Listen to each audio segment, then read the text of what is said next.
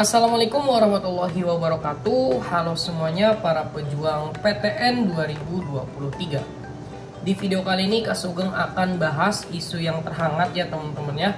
Pasti teman-teman juga udah tahu semua, yaitu tentang transformasi seleksi masuk PTN yang sekarang atau mungkin nanti ya di 2023 itu akan berubah, karena kita udah tahu kemarin Pak Menteri Nadiem Makarim sudah membeberkan gitu ya kisi-kisi yang nanti akan keluar, perubahan-perubahan apa saja yang nanti akan dilaksanakan di seleksi masuk PTN nanti. Nah, teman-teman juga udah tahu semua. Jadi sebetulnya Kak Sugeng itu ingin langsung memberikan informasi ketika pas kemarin Pak Nadiem sudah bilang gitu ya, tapi emang belum sempat teman-teman. Mungkin sekarang waktunya, karena ini juga momennya yang tepat sih. Kak Sugeng tadi lihat ya di postingan Instagram dari LTMPT, dia kayak ucapan apa ya,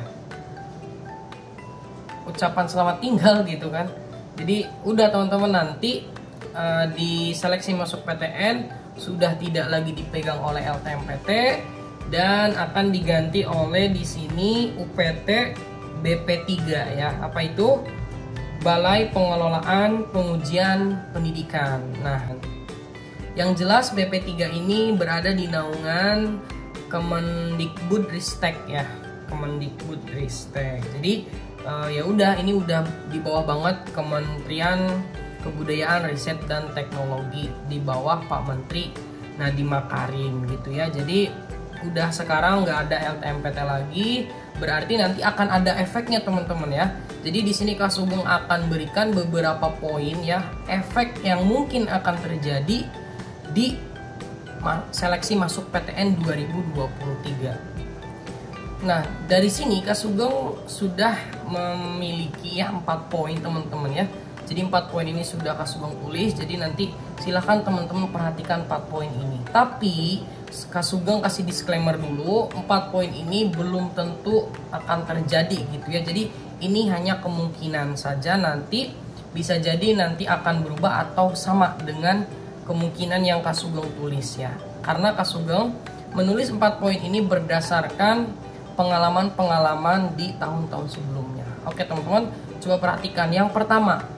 Nah, efek dari LTMPT tidak lagi membawahi atau menaungi seleksi masuk PTN berarti aturan-aturan yang sudah dibuat oleh LTMPT itu tentu akan berubah ya. Jadi bisa jadi nanti BP3 mengikuti yang LTMPT atau bahkan bisa dirubah.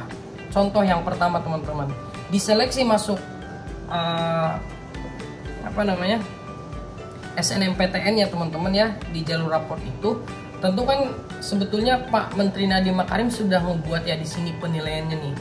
Jadi di sini udah kelihatan, ini emang udah jelas kan kayak gini, tapi nanti teknisnya kayak gimana kita lihat. Nah, kalau lihat di sini teman-teman, berarti minimal 50% dari seluruh mata pelajaran, ya kan?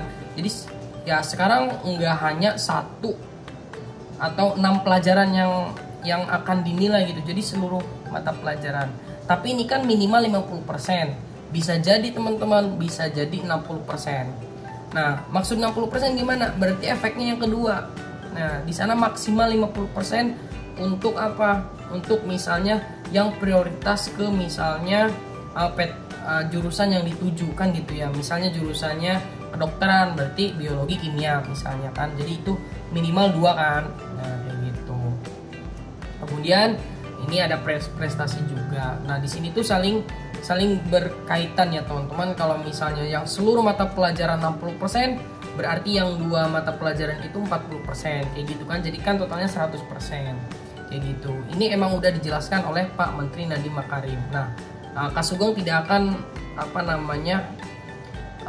membelokkan ini. Nah, tapi yang jadi pertanyaan adalah apakah teknisnya akan sama dengan aturan LTMPT kemarin, yaitu misalnya ketika siswa itu udah lolos SNMPTN tidak bisa mengikuti SBMPTN di tahun yang sama.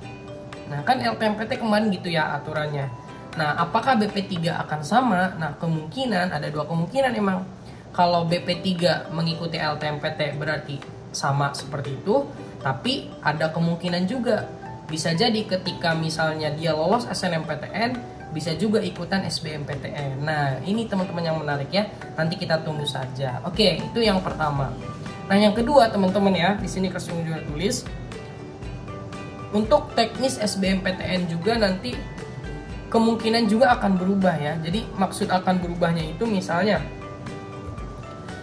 kemarin ya 2022, 2021 dan 2020 gitu ya.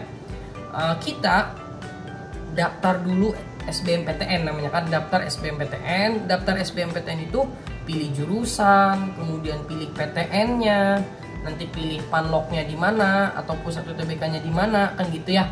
Jadi belum tahu nilai kita, ya kita udah milih jurusan gitu kan. Nah, itu tahun-tahun sebelumnya, kecuali tahun 2019. Nah, di tahun sekarang ya, kalau misalnya ngelihat dari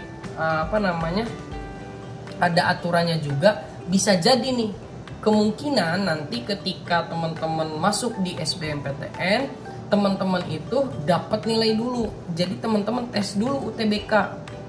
Tes UTBK dapat nilai baru teman-teman daftar SBMPTN gitu, pilih jurusan PTN yang ingin teman-teman tuju dengan dengan nilai teman-teman yang sekarang punya.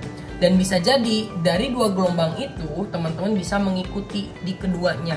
Karena di tahun sebelumnya itu kan enggak ya. Jadi kalau misalnya teman-teman pengen gelombang 1 ya gelombang 1, gelombang 2 ya gelombang 2. Tapi di 2023 kemungkinannya ya kalau nggak berubah, maksudnya kalau beda dengan yang kemarin, berarti teman-teman bisa ikut di gelombang 1 ketika teman-teman nilainya masih kecil, bisa ikut di gelombang 2. Nanti pilih yang gedenya yang mana. Dan ini sama dengan UTBK 2019 ya. 2019 kayak gitu. Pertama kali munculnya UTBK kan dari 2019 teman-teman. Jadi kayak gitu, emang tujuannya itu waktu itu Menteri Muhadjir Effendi ya, Bapak Muhadjir Effendi, dia ya inginnya ketika siswa masuk PTN dapat nilai dulu gitu kan, baru pilih PTN sesuai dengan nilai kita. Kayak gitu teman-teman ya. Jadi itu kemungkinan yang kedua. Nah, kemungkinan yang ketiga teman-teman bisa dilihat juga, nanti penilaian SBMPTN kemungkinan bisa berubah. Kenapa? Ya orang yang penyelenggaran juga beda, bukan LTMPT lagi ya. Nah, tapi kalau misalnya lagi-lagi PP3 mengikuti LTMPT, ya berarti akan sama. Tapi kalau perubahannya gimana, Kak Sugeng ya? Nah, perubahannya adalah ketika yang kemarin adalah menggunakan sistem IRT, item respon teori, berarti dia itu adanya pembobotan. Nah, misalnya nomor satu itu dijawab benar nih, banyak banget yang jawab benar seluruh peserta, berarti soalnya itu dianggap mudah. Nah, kalau dianggap mudah berarti bobot nilainya kecil. Nah, misalnya soal nomor 2 banyak yang jawab salahnya tuh di nomor 2 tuh. Nah, berarti bobot nilainya itu besar karena dianggap sulit. Nah, itu IRT kan, item respon teori. Nah, bisa jadi di tahun 2023 ya, 2023 nanti balik lagi ke UTBK sebelumnya. Bukan UTBK, berarti SBMPTN 2018-17 ke bawah.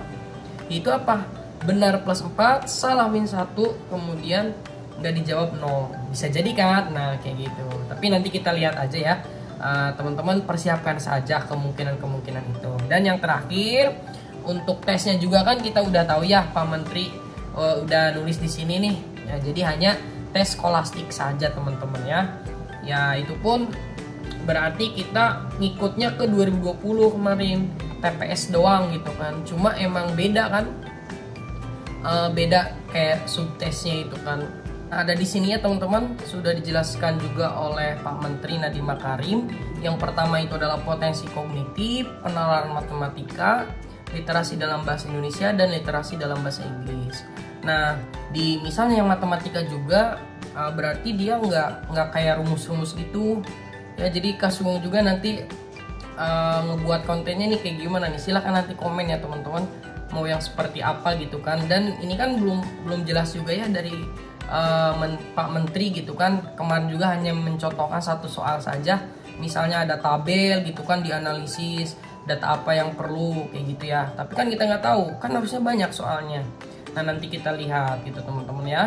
Kemudian yang misalnya yang di bahasa Indonesia juga, jadi tidak hanya ide pokok apa nih gitu kan. Jadi ya kayak menarik kesimpulan aja dari bacaan kayak gitu. Jadi silahkan nanti teman-teman perdalam lagi, lihat soal-soalnya seperti apa kayak gitu ya. Jadi ya berarti sistem kayak gini udah linear dengan kebijakan kampus merdeka dan juga misalnya yang kurikulum merdeka itu ya udah, jadi udah sesuai sebetulnya. Jadi kita ikutin saja apa yang dimau oleh Pak Menteri Nadiem Makarim. Semoga ini yang terbaik aja buat kita semua. Silahkan teman-teman komentar apakah ini kabar baik buat teman-teman ataukah kabar buruk buat teman-teman. Terima kasih, segitu dulu. Assalamualaikum warahmatullahi wabarakatuh.